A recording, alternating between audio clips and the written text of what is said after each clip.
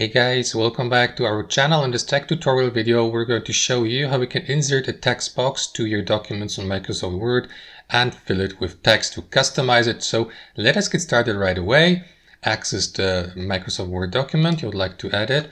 And what you want to do in the first step, guys, is switch from the Home tab to the Insert tab next to it. And here to the right, under the text section, here we'll see the text box features. So simply click on that arrow down icon to choose your text box template. Let me go with a simple text box like this one here, and after that position it where you would like to have it here on your document. You may, for example, also rotate it, for example, or adjust its size position.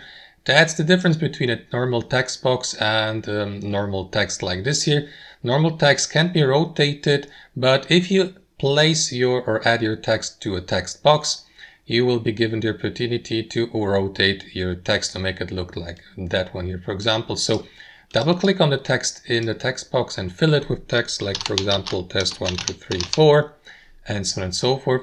So that's basically it. That's how we add a text box. You may, of course, customize the font of the text here by highlighting the given text and by applying a custom font style, font size, color, and so on and so forth. You may also customize and edit the layout of your text box, for example, by clicking on that button here and decide whether you would like your text box to apply a text wrapping effect to it, like that one here, a square one, or that one here. Type, for example, if your document features also photos or images or any other objects, so that your text may, for example, wrap around that object.